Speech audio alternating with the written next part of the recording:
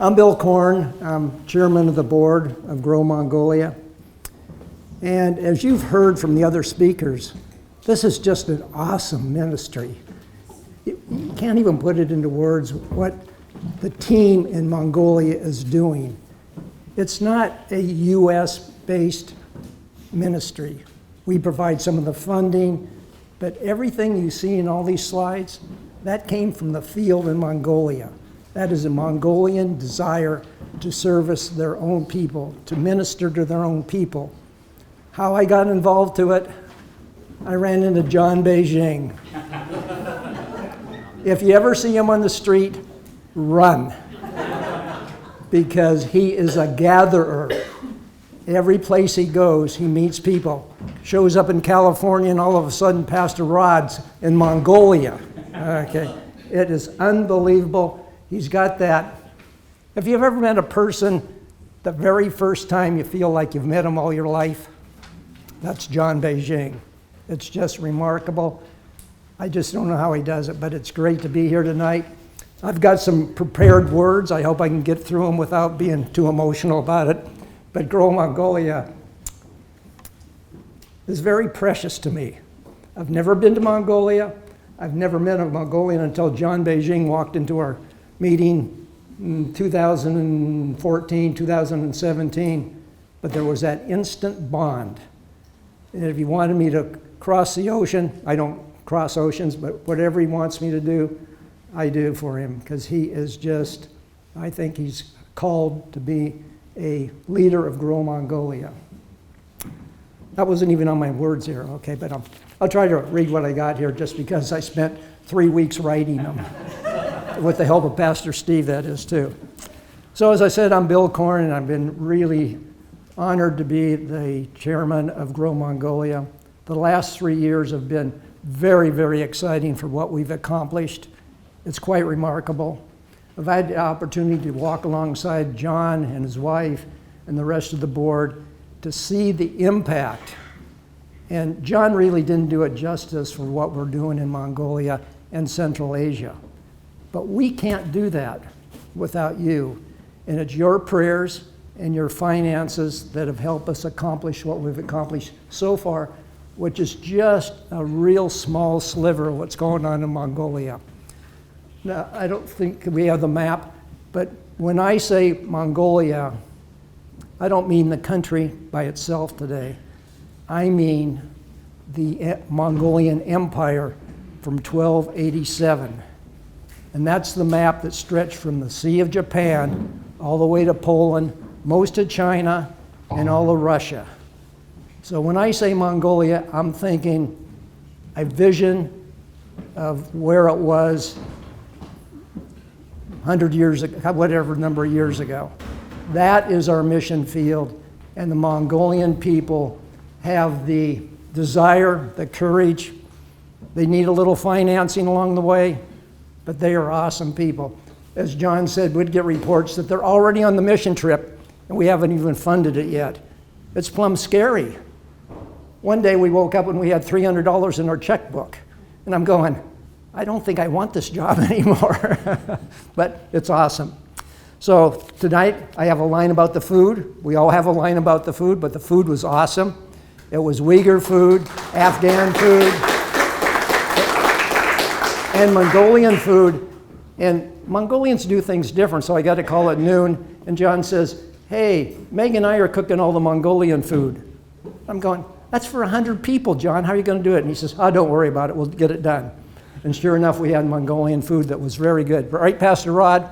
Good food. Okay.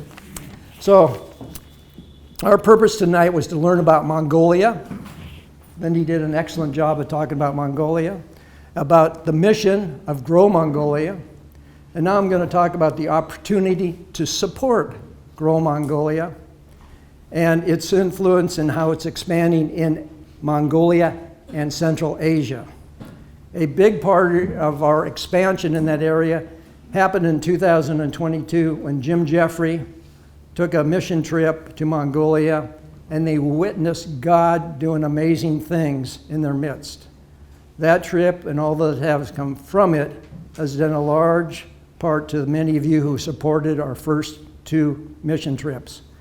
Now, when John was talking about mission trips a second ago, he wasn't talking about U.S. citizens going to Mongolia. And this is critical. We are using Mongolians to minister to Mongolians. They need to be trained, they need equipment, they need supplies, but they're eager. They are, it's frustrating, I think, if you belong to an American church, to see the lack of excitement for ministry. Mongolia, it's not that way at all, but they need some help in that regard. So I'm going to ask, I got a political ask, a financial ask, and it aligns with our vision. And I've already messed up my pages, but I'll be fine, okay? Okay, so it's important that you know that we believe that our financial request from you is in line with our vision. I don't know if you completely grasp our vision and how big it is, but our financial ask aligns with our vision to establish 8 bases, John talked about it, in Mongolia, and 8 bases in Central Asia, in addition to the 2 bases we already have. We have one in UB and one in Bishkek, Kyrgyzstan. Those bases are what launches all these other little mission trips. We have just a young pastor named Turgel. We just got information that he is going to Dornod, far eastern part, for a long-term mission trip with his family to minister in a province where there is no church, there is no religion. He's doing that on his own. We support him a little bit, we're going to support him more. That's the type of people we're dealing with. They just go up and do things. We have a committee, we study it, get a proposal, and then we'll think about it. And so anyhow, for the cost of these bases, the initial cost for the 8 bases in Central Asia and Mongolia is $400,000, and another $400,000 for U.S. operations and other bases. We're talking about Japan and some other countries. There's Mongolians in all these places, so we're going to use Mongolians for that. It sounds like a big number, and it is. Although it's funny, I was practicing in a conference room in my office building today, and there were some people sitting up for a conference, and I said, we're trying to raise $800,000, and the young lady that was sitting up for the conference, she says, you got to ask for more. She doesn't even know what we're doing, but I'm asking for too little. Okay, so that sounds like a big number, and it is, but we have a very big vision, very big. A vision that we believe is God has given to us because we believe that He can trust us to be faithful stewards of the opportunities He presents, and they're all over Mongolia and Central Asia, and the financial support that He gives us. So why I support Grow Mongolia is because I'm a board member, I'm a prayer partner, and a financial partner. And I believe that God can trust us with what He has entrusted us to do in Mongolia and Central Asia. So I'm going to close quickly here and encourage you to be partners with us in prayer and finances. So the table host, which is really complicated because I'm a table host, so can I pass out the cards at the table there, please?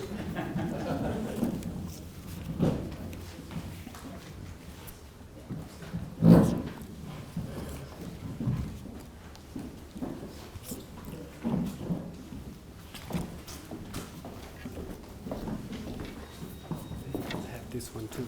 Oh, they have that too? Cool.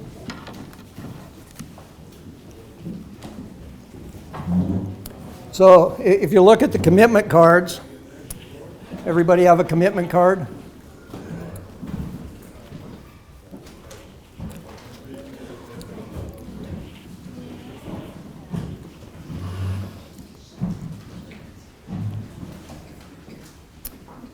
So the first commitment we request is prayer. John's talked about prayer, and we also have given you a bookmark, because one thing we want you to do is not to leave here and forget what our prayer requests were. So we have the bookmark, some are red, some are blue, and on it the very first thing that we build our strategy on is prayer. So that is our first thing, is that you commit to pray for Grow Mongolia, pray for the board of directors, pray for our mission teams in Mongolia, pray for our funding. So if we don't raise a dime tonight, and you all make a commitment to pray for us, we will consider this evening successful. Because prayer, God hasn't failed us. He lets the checkbook get down to $300, like I said, but He came through, and we accomplished what we were supposed to. So you've got the bookmark. There's different ways. You've seen these before. You can write us a check. You can set up a credit card account.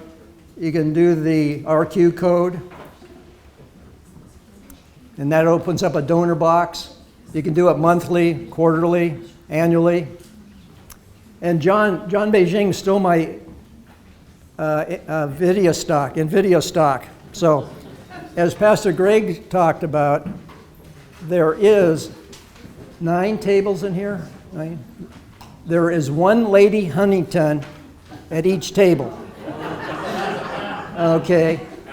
At least, maybe more. So, Grow Mongolia has a brokerage account. We have the DC numbers and everything to transfer stock to it. And for an example, if you bought NVIDIA at $100 a share and now it's $1,100 a share, you're going to have such a tax problem. We are willing to solve your tax problem by a donation. So if we do the numbers right, there's 9 Lady Huntingtons, and if each one of them has 100 shares of NVIDIA stock, and they transfer it to Grow Mongolia, our ask of $800,000 is done. And I can sleep at night. So that's awesome in that regard.